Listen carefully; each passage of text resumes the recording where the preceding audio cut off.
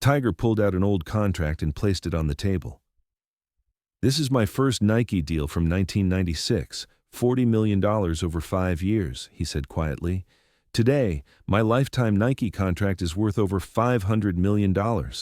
He tapped the paper thoughtfully. "But here's what I learned. Building an empire isn't about the money you make when you're on top. It's about the money you keep when you're at the bottom and the legacy you create when everyone thinks you're finished." Tonight, I'm sitting across from Tiger Woods, the man who built a $1.7 billion sports empire, lost almost everything in spectacular fashion, then rebuilt his legacy with one of the greatest comebacks in athletic history.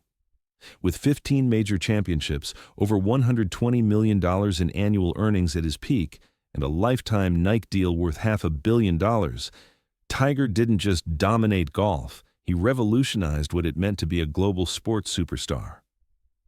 "People think my story is about golf, but it's really about business resilience," Tiger continued, his focused intensity unchanged despite everything he'd been through. The swing, the tournaments, the trophies, those were just the products. The real business was building a brand that could survive anything, including my own mistakes. The waiter brought our drinks, but Tiger's mind was clearly on the strategic decisions that shaped his empire. When I turned professional in 1996, I had a choice: take the safe money or bet on myself becoming something bigger than golf. I was 20 years old, and agents were offering me $3 to $5 million deals to play with traditional golf equipment companies. Conservative, predictable, safe. But my father Earl and I saw something different.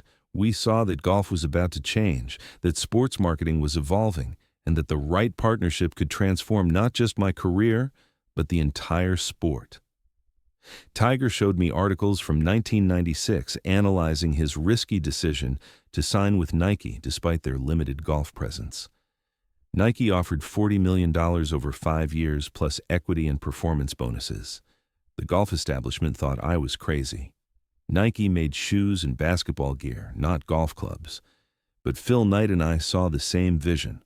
Golf could be cool, athletic, diverse, mainstream. The critics said Nike didn't understand golf culture, that I was selling out tradition for money. They were right about the money, wrong about everything else. Nike understood something traditional golf companies didn't. Sports marketing was becoming entertainment marketing. What made that partnership so successful? Alignment of vision and willingness to be revolutionary together. Nike wasn't trying to fit into golf, they were trying to change golf. My job wasn't just to win tournaments, it was to make golf appealing to people who'd never considered playing. Tiger pulled up early Nike commercials on his phone, showing how they positioned him as an athlete, not just a golfer. "Hello World," that first commercial introduced me as a black golfer in a white sport. It was controversial, but controversy creates attention. Traditional golf sponsors wouldn't have touched that message, but Nike built their entire brand around challenging conventions. The business strategy was brilliant. Instead of competing for existing golf customers, we created new golf customers. Kids who wanted to be like Tiger, minorities who saw representation, young adults who thought golf might actually be cool. The first course arrived, but Tiger's passion for the strategic aspects of his career kept him engaged. By 2000, I was making more money off the course than on it. Tournament winnings were maybe $10 to $15 million annually, but endorsements were $60 to $80 million. That's when I understood that athletic performance was just the foundation. The real empire was built on brand value. The key insight was that I wasn't just selling golf skills, I was selling the idea of excellence.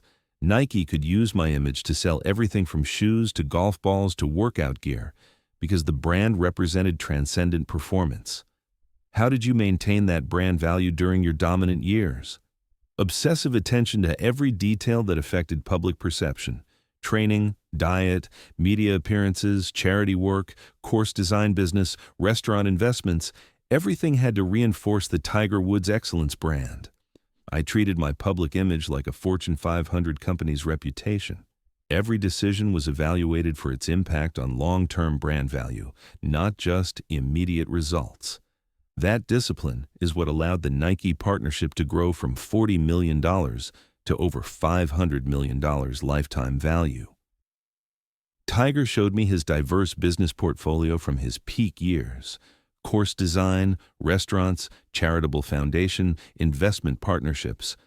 The empire wasn't just golf. TGR Design was creating golf courses worldwide, Tiger Woods restaurants in multiple cities. The Tiger Woods Foundation was impacting thousands of kids. Each venture leveraged the core brand while creating independent revenue streams. But the real genius was the Nike escalation clauses. Every major championship victory, every record broken, every milestone achieved triggered bonus payments and contract extensions. Success literally paid compound interest. Then 2009 happened. Tell me about losing the empire. Tiger's expression grew more somber, but his analytical approach remained intact. November 27, 2009, the car crash that exposed everything. Within 6 months, I lost over $100 million in endorsements. Accenture, AT&T, Gatorade, multiple other partners terminated contracts immediately. My personal life implosion became a business disaster. But here's what people don't understand. The Nike partnership survived because it was built on long-term mutual value, not just clean image. Phil Knight called me personally and said, "We're staying with you because champions sometimes fall, but champions always get back up." That loyalty was worth more than money. When every other major brand abandoned me, Nike doubled down. They understood that my lowest moment could become my greatest comeback story, and they wanted to be part of that narrative. The main course was served, and Tiger reflected on the darkest period of his career. 2010 to 2017 were the wilderness years. Multiple back surgeries, personal life rebuilding, swing changes, missed cuts, withdrawal from tournaments. The golf world wrote me off. Sponsors were hesitant. Critics said I was finished. But I never stopped working. Physical therapy, mental health counseling, swing reconstruction, fitness regimens that would challenge athletes half my age. The comeback wasn't just about golf. It was about proving that resilience could be more valuable than natural talent. The business side required complete reconstruction too. I had to rebuild sponsor relationships, reestablish media trust, reconnect with fans who felt betrayed. It was harder than learning to walk again after back surgery. How did you maintain motivation during those years? My kids, Charlie and Sam, needed to see their father as someone who didn't quit when things got difficult. The empire wasn't just about money anymore.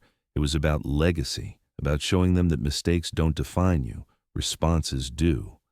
Also, I studied other comeback stories obsessively.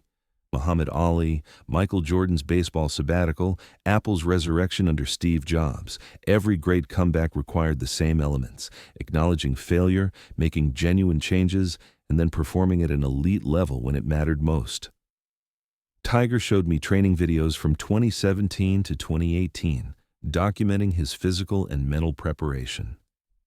The 2018 season was the proof of concept. Contending in major championships, winning the Tour Championship, showing glimpses of vintage Tiger. The golf world started believing again, and more importantly, I started believing again. But April 14th, 2019, the Masters final round, that was the empire restoration moment, leading by one shot going into the back nine, the entire golf world watching, 14 years since my last major championship. Tell me about that Masters victory. Tiger's eyes lit up with the memory that clearly still energized him. Walking to the 18th tee, I realized this moment was worth more than every dollar I'd made at my peak. The money from 1997 to 2008 made me rich. This comeback was making me immortal. The roar when I made the final putt, that wasn't just celebration, it was validation. Validation that the human spirit can overcome anything, that champions can rebuild themselves from nothing, that comebacks can be more meaningful than original success. Within hours of winning, My phone was exploding with business opportunities. Sponsors who'd ignored me for years were offering deals. Media companies wanted documentaries. Book publishers wanted memoirs. The comeback story was more marketable than the original dominance. The restaurant was quieter now, allowing us to explore the deeper implications of his resurrection. Nike immediately renegotiated my lifetime deal upward. The 2019 Masters victory proved that Tiger Woods, the comeback king, was more valuable than Tiger Woods, the perfect champion. Imperfection followed by redemption is the most powerful narrative in human history. That's when I understood the real lesson. Building an empire isn't about avoiding failure. It's about designing systems that can survive failure and emerge stronger. The Nike partnership survived because it was built on mutual long-term value. My personal brand survived because it was rooted in authentic excellence, not manufactured perfection. What about the business impact of the comeback? Immediate and massive. Golf viewership for tournaments I played in increased by 30 to 50%. Nike golf equipment sales spiked dramatically. Course design business inquiries tripled. Restaurant reservations became impossible to get. But the real value was in the story rights, Netflix documentaries, ESPN features, book deals, speaking engagements. The comeback narrative became a content empire worth tens of millions annually. Tiger pulled up recent contract negotiations and business venture discussions.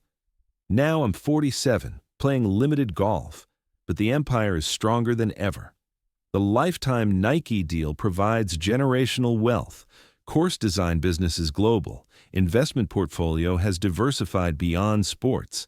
The comeback story generates revenue streams that pure dominance never could. More importantly, the brand now represents resilience, not just excellence. That's a broader, more sustainable market. Excellence is rare and temporary. Resilience is universal and eternal. What's your advice for building business empires? First, understand that your core competency is just the foundation. Golf was my platform, not my business. My business was representing human potential and inspiring excellence. Second, choose partners who believe in your long-term value, not just your current performance. Nike stayed with me through scandal and injury because they understood that champions are defined by their entire journey, not just their highlights. Third, build systems that can survive your worst moments, diversify revenue streams, maintain multiple value propositions, and never make your empire dependent on perfect performance. As our dinner concluded, Tiger reflected on the broader implications of his empire-building journey. The $1.7 billion in career earnings represents more than athletic success. It represents proof that human beings can rebuild themselves from complete destruction. Every dollar earned after 2017 carries more meaning than the hundreds of millions made during my prime. Young athletes ask me about building wealth and legacy. I tell them, plan for failure, because failure will come. The athletes who build lasting empires are those who design their businesses to survive and thrive through inevitable adversity. What's next for the Tiger Woods empire? Transition from active competition to legacy management. The golf course design business will outlive my playing career. Investment portfolio provides passive income. Media content around the comeback story generates ongoing revenue. Most importantly, using the platform to inspire others facing their own comebacks. The empire isn't just about accumulating wealth, it's about proving that rock bottom can become the foundation for your greatest achievements. As we stood to leave, Tiger offered his final insight about empire building and resilience. The first Tiger Woods empire was built on dominance, perfection, and invincibility. When that empire collapsed, I learned that those foundations are fragile. The second empire was built on resilience, authenticity, and the human capacity for redemption. The comeback empire is worth more than the original empire because it represents something every human being can relate to: the ability to lose everything and still find the strength to rebuild. That's not just a golf story or a business story. That's the most valuable story in the world. This evening with Tiger Woods revealed that the greatest empires aren't built by those who never fall, but by those who master the art of rising again, and that sometimes the most valuable thing you can build isn't a fortune. It's proof that human beings are capable of extraordinary resilience. Don't forget to subscribe and check out the other videos to hear the most private dinner conversations where billionaires reveal their deepest secrets. Which part inspired you the most? Drop it in the comments. Let's figure out how to become billionaires together.